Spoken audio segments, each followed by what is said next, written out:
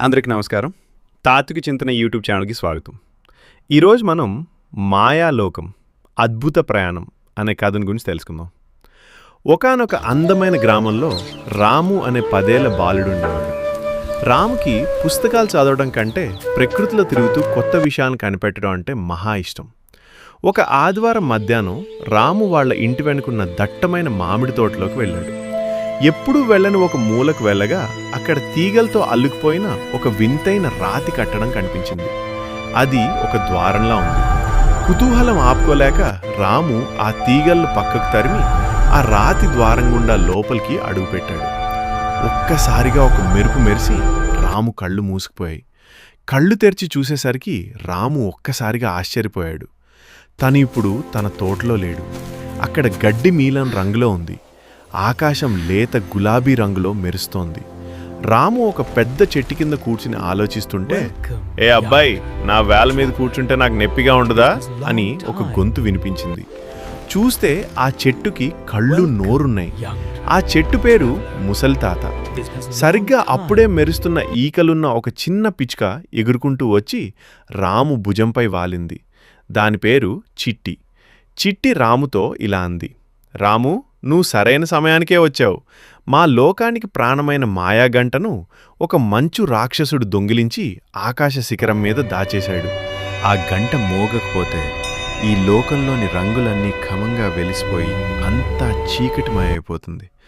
నువ్వు మాత్రమే దాన్ని తీసుకురాగలవు. రాము భయపడినా సాహసం చేయాలని నిర్ణయించుకున్నాడు. చిట్టి దారి చూపిస్తుండగా రాము ప్రయాణం మొదలుపెట్టాడు. ఆకాశ శిఖరాన్ని చేరుకోవాలంటే రాము 3 పరీక్షలు ఎదుర్కోవాల్సి వచ్చింది. మొదటి పరీక్ష తెలివితేటల పరీక్ష. ఒక మాయా ఏరు రాముని అడ్డుకుంది. నేను నీటిలో ఉంటాను కానీ తడవను, ఎవరో చెప్పు అని అడిగింది. రాము ఆలోచించి నీడ అని సమాధానం చెప్పాడు. వెంటనే ఏరు దారిచ్చింది.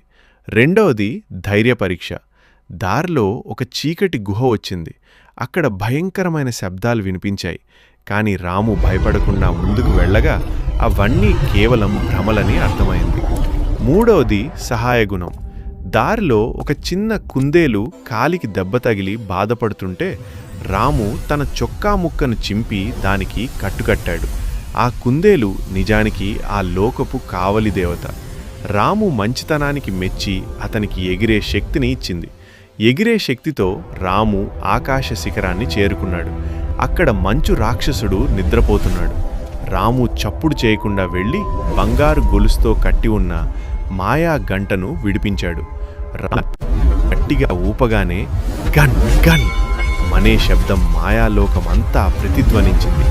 వెంటనే మంచు రాక్షసుడు కరిగిపోయి నీరైపోయాడు. లోకమంతా మళ్లీ కాంతితో రంగులతో నిండిపోయింది. చెట్లు పక్షులు ఆనందంతో నాట్యం చేశాయి. ధన్యవాదాలు రాము, నువ్వు మా లోకాన్ని కాపాడావు అంటూ చిట్టి ఒక మెరుస్తున్న బంగారు ఈకను రాముకి జ్ఞాపికగా ఇచ్చింది.